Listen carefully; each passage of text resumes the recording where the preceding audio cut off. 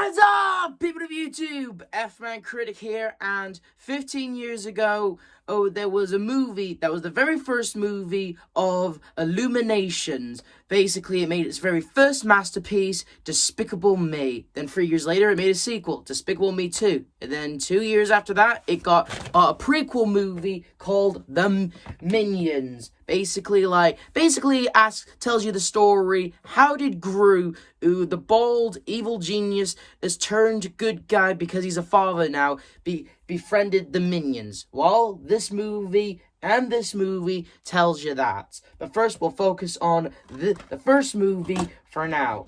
The very first is 10 years old movie, Minions. So, how does this movie start off? Movie starts off with apparently a montage of like the Minions growing and how they start off from a single cell, and how apparently the narrator tells us that Minions have been on this earth longer than we humans have, apparently. Yeah, and apparently their language is a mix between English, French, and German, and Spanish. Basically, our language was made by these guys. That is scary to think about. Anyway, Minions serve one purpose: to serve the biggest, baddest boss that they can find. But finding a boss was easy. Keeping the boss alive, that part was very, very tough, okay? Because let's just be honest here, although these cute sausage, yellow-shaped creatures that wear suspenders and goggles, although they look cute, truth be told, these guys have a huge body count, okay? Because the next 5 minutes is we see nothing but them accidentally murdering their master. But I won't lie, this seems pretty funny. Oh no! Hey, la piñata! Sí, sí, para la mujer!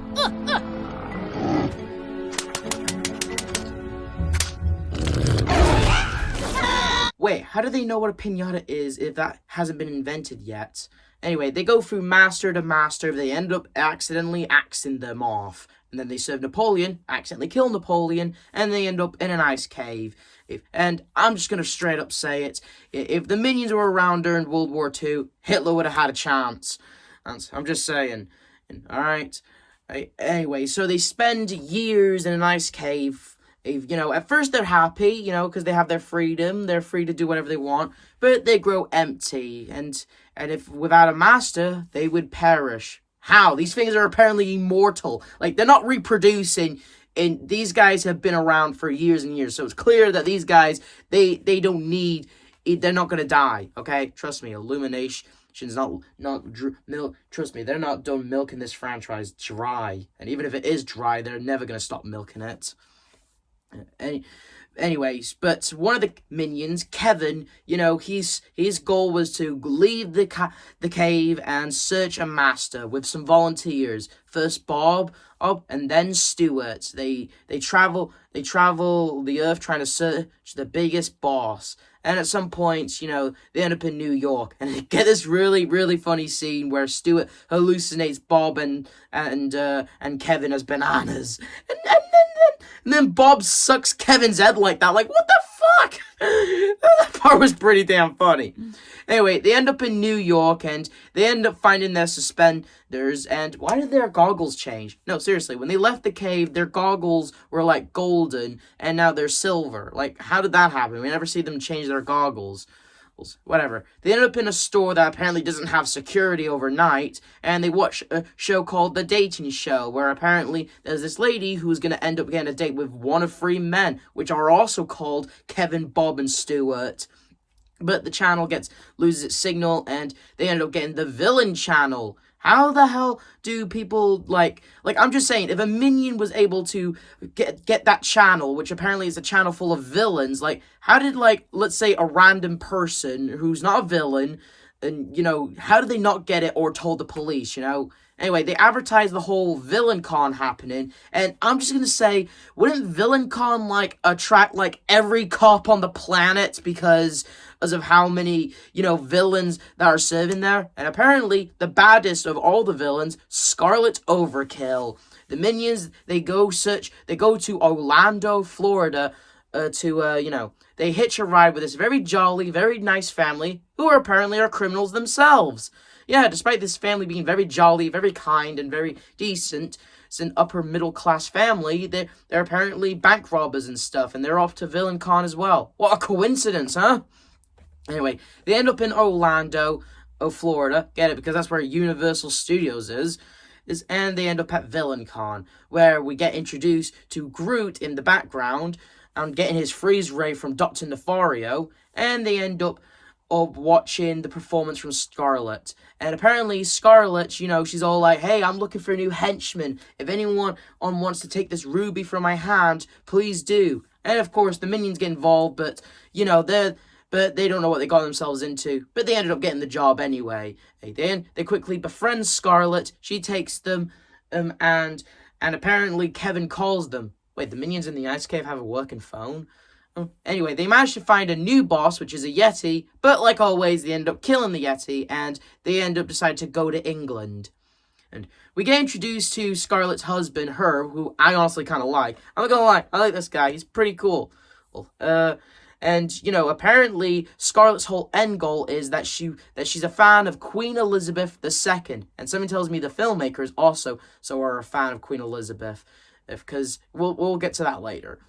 Apparently, she wants the Queen's crown, apparently. She's a fan of England. She hopes of ruling it one day. But she wants the Queen's crown most of all. So she sells the minions down, tells them a bedtime story, a really disturbing version of the Three Little Pigs, where the minions are the Three Little Pigs and Scarlet's the big bad wolf.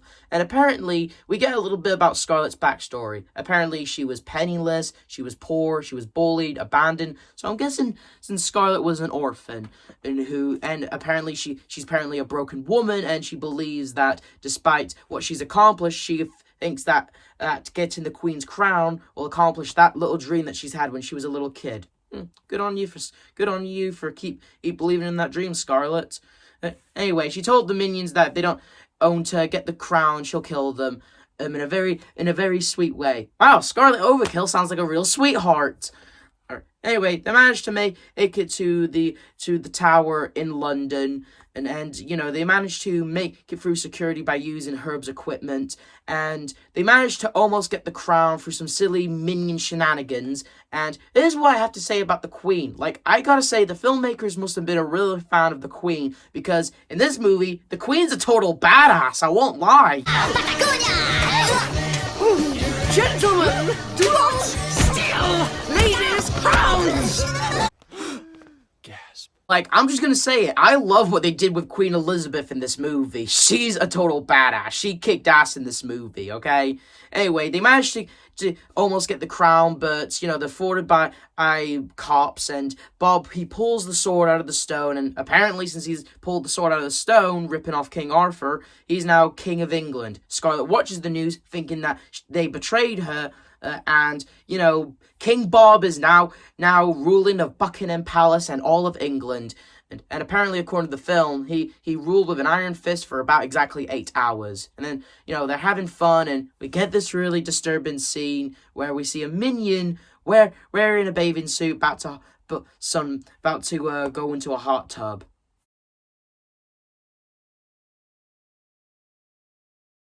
Oh, I didn't need to see that. Damn right, it's bad enough we saw all these yellow bastards on the poster with their asses out, but god damn, I didn't need to see them wear a thong. Anyway, Scarlet shows up with a lava gun, ready to kill them all thinking that they betrayed her, even though they're not. Anyway, but Bob, he changes the laws, saying she can be the Queen of England now, and despite getting the crown, and sure they had a few hiccups, like Bob becoming the King of England, Scarlet throws them in the dungeon and be all like, we're breaking up, it's all you, it's 100% you, you're spending the rest of your miserable lives in here. I'm like, excuse me, Scarlet, but they got you the crown, and Bob went out of his way to change the laws just so you can be the Queen of England. If anything, you should be kissing their asses now. Like, I know that you think they betrayed you because King Bob's pulled the sword out of the stone and became the King of England, but you should know that these guys, they're freaking stupid. They have the mental capacity of children. Okay? So them betraying you seems highly unlikely.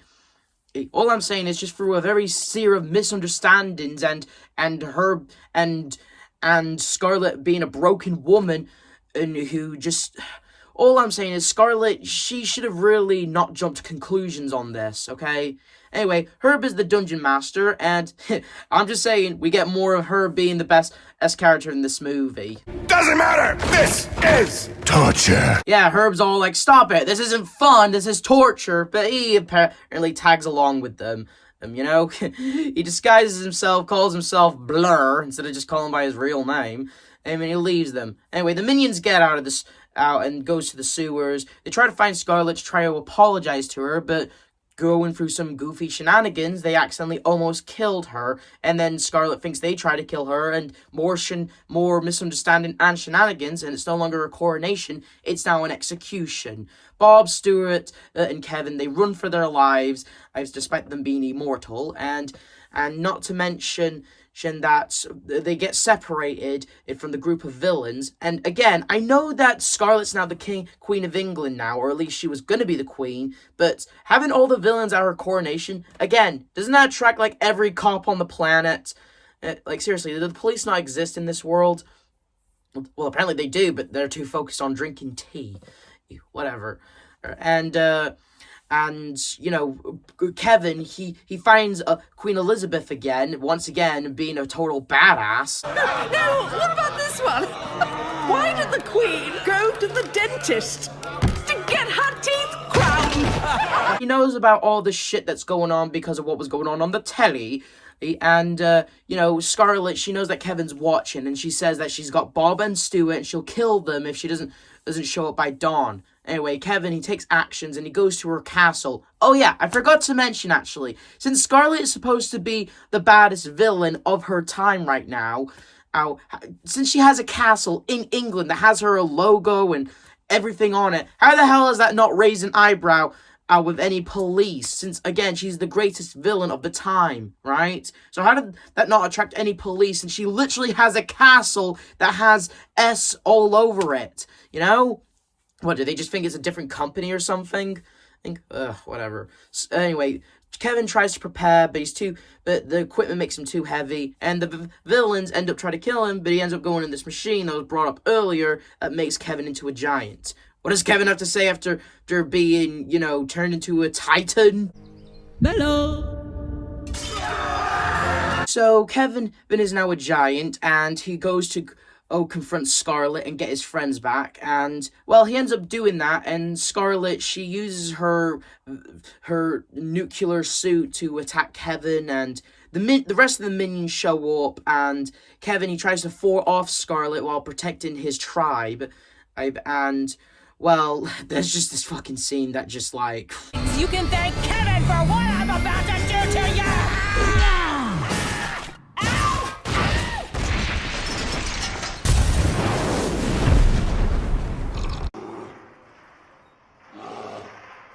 Oh my God. Like, Jesus Christ. I hope there was no people in those buildings. And, anyway, Kevin's happy to see his tribe once again, but Scarlet, she's got one more trick up her sleeve. She launches a missile rocket at them, but Kevin grabs it and swallows it, and then takes Scarlet. So in other words, Kevin does the whole, if I'm going down, I'm taking you with me, and Kevin blows up. Well, yeah, the minions think that Kevin is dead, but really, Kevin survived, and he's back to his normal size. Whatever, we know the minions can't die, so, yeah. Anyway, time has gone by, the rest of the minions get their suspenders, silver goggles, and black gloves. Bob, Kevin, and Stuart, they're gifted by the Queen, who's back in her position, and, yeah, righto, I say.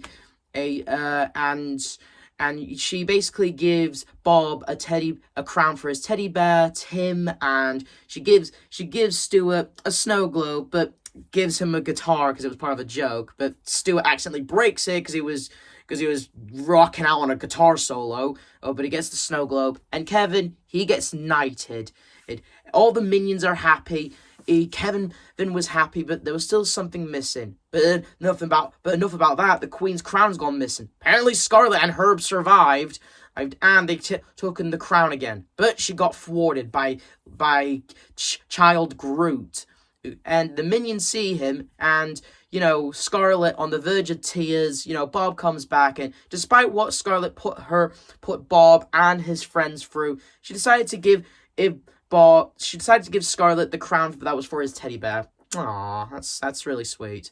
Anyway, the movie ends with the narrator saying that all the minions followed Gru because he was cunning, he was perfect, he was despicable. And that was the Minions movie. And I gotta say, for being a movie that was basically establishing how these guys met Gru, it's not too bad. Yeah, it's basically just the type of movie you put on when you're babysitting, but it was still an alright movie to say the least. You know, I mean, at least we got the origins of how these things were created. Apparently they were just born, they just came out of water, and apparently they've been around longer than we have. Evolution, huh? And, well... yeah, and so they go to master, and, you know, it doesn't work out because these guys are idiots, and so they end up killing these guys, and, well, I'm just saying, the movie is really stupid, because most of the time you're just hearing these guys say gibberish things while shenanigans ensue, you know? Oh, but, you know, it's an alright it's an alright prequel to Despicable Me.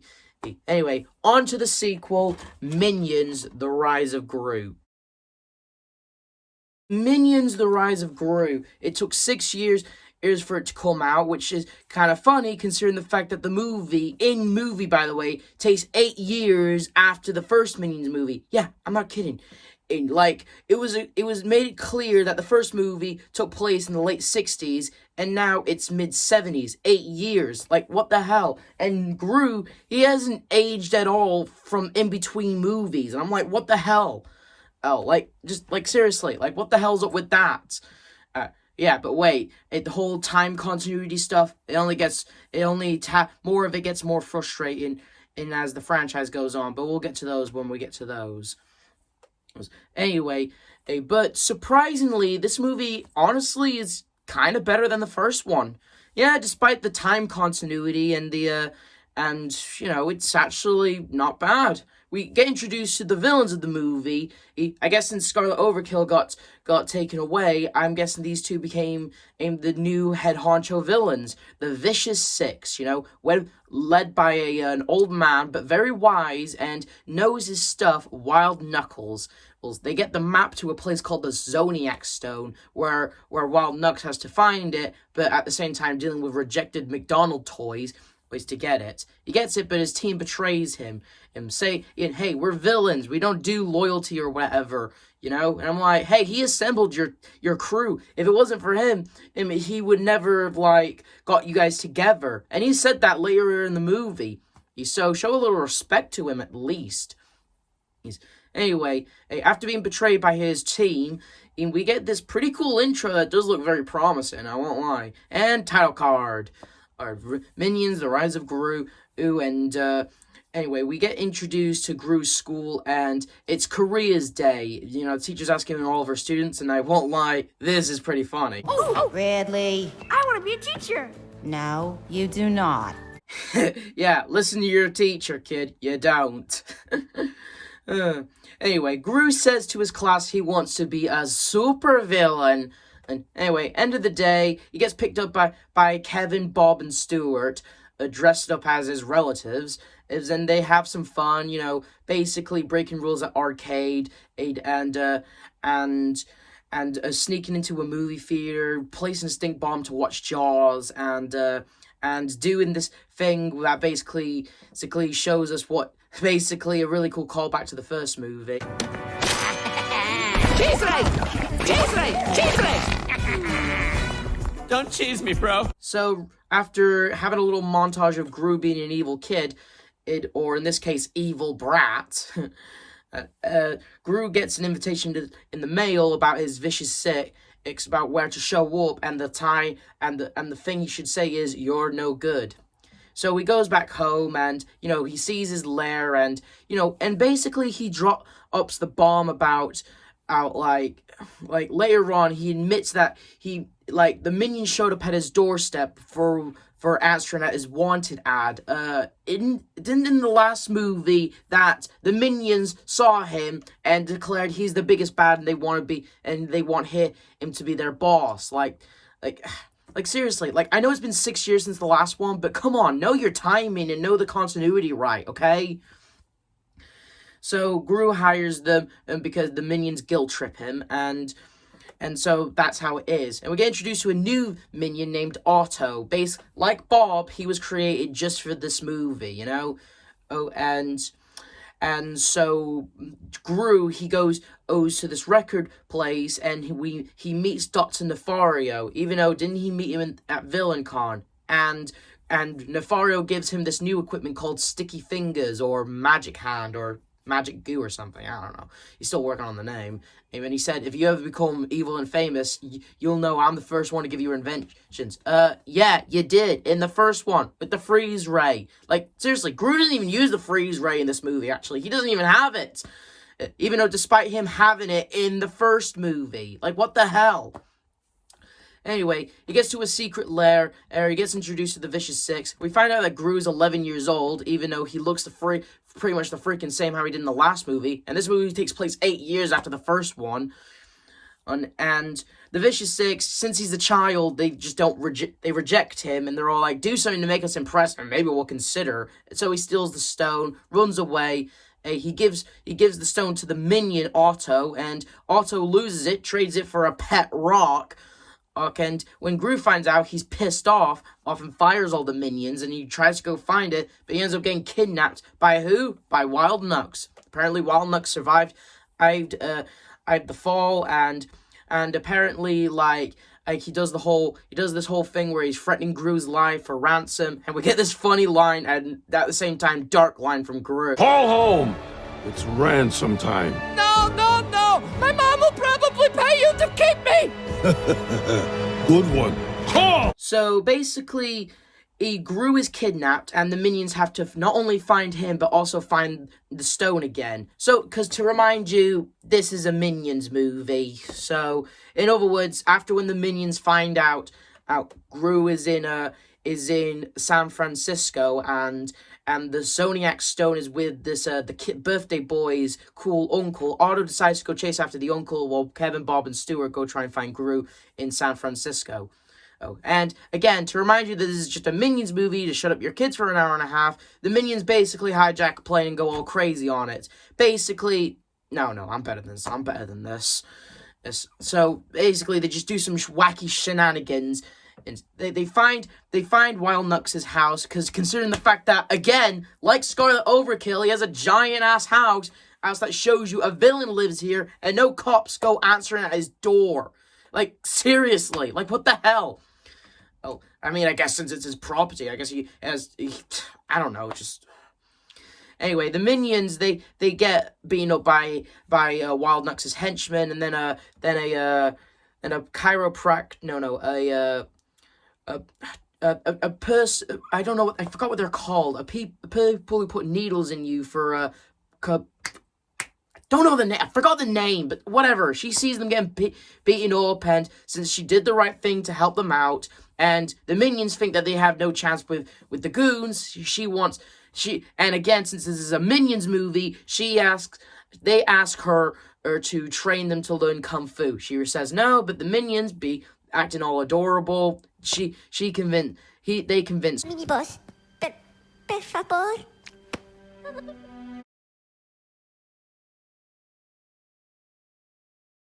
Aya. Fine. I will teach you. During all the minion shenanigans, and we cut back to Gru, who apparently was being held hostage by Nux, and Knuckles, since his henchmen quit on him, and which basically means the minions have no right to learn Kung Fu. Wild Nux, tells Gru to do some chores for him around. He tries telling him to clean his pool that has alligators in it, and, Wild Nux almost gets eaten, and Gru shows his loyalty to his idol and saves him.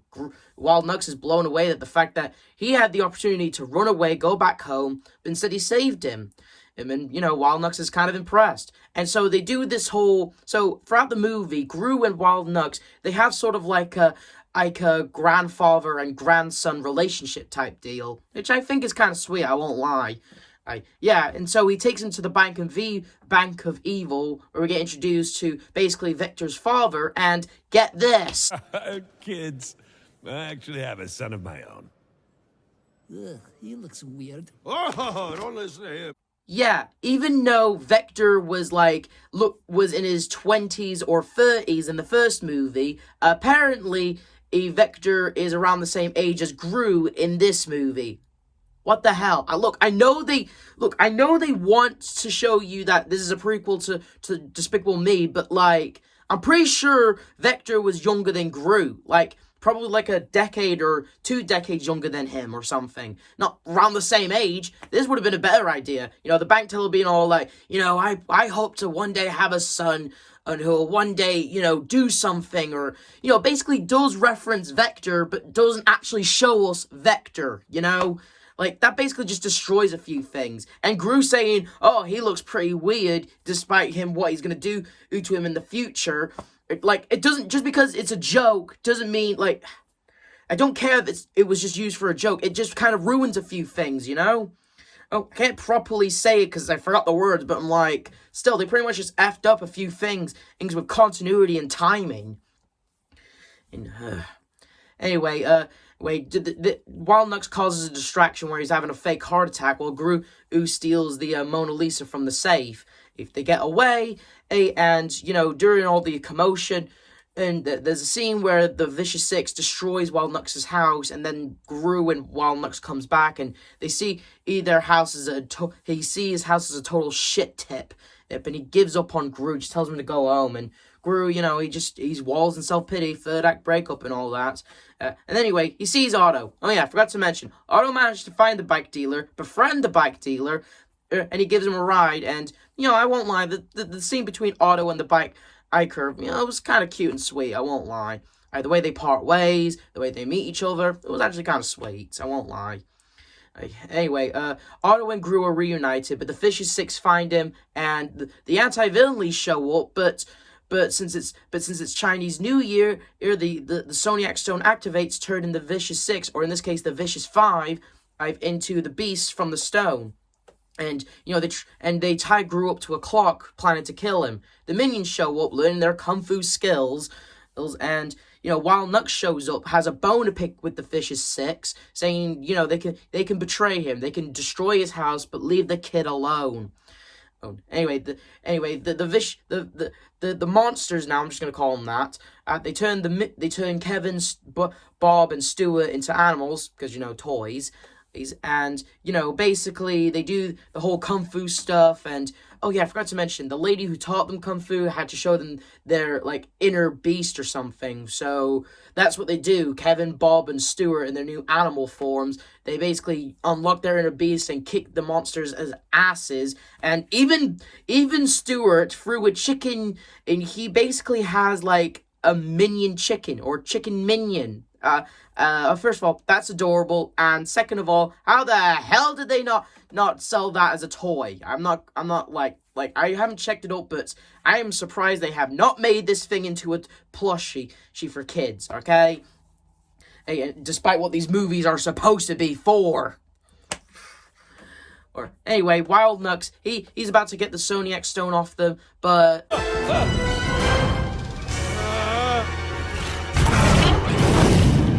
He's a dead man. Jesus Christ, I'm surprised they didn't disintegrate him. Like, no, seriously, he was blasted by a fire-breathing dragon. How has he not turned to ashes? No, he just looks all scraped up, that's it. His body's not burned, his body's in one piece. Like, what the hell? Oh, I mean, we saw earlier that Wild Nux apparently has 6 hands, but still, like, how is he not burned, you know? Anyway, Gru managed to get the stone and turn what's left of the Vicious Six into rats, and the Anti-Villain League arrests them and arrest Wild Nux, while Gru wonders if he's going to make it out. While time goes by, and apparently Wild Nux didn't make it. They're at his funeral, but apparently Wild Nux faked his death, and Gru basically is all like, you know, I will be better than Wild Nux. I will live up to his legacy, until he adopts 3 girls.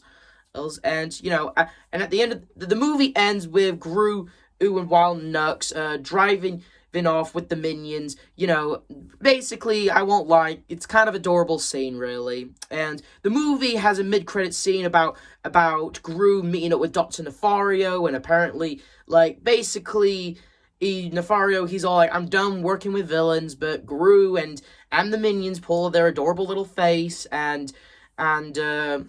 Nefario agrees. He even gives Gru the ship that he gets in the first movie, and that was Minions and Minions: The Rise of Gru. Now, despite these being obviously movies just to sell toys to kids and shut up your kids for an hour and a half, they're still good. They're still good. Not a bad story about how these guys met Gru, and and not a bad movie about Gru in general, trying to be bad, even though we know what's going to happen to him. But despite that, these movies were pretty good, to say the least. I did enjoy watching them, and they were a lot of fun, to say the least. Despite this one having a shit ton of time continuity, and like a lot of continuity just thrown out the window, because with Gru's age and the year and the fact Vector exists, despite him being a few decades younger than Gru, who apparently not. So they're gonna have to update a few things.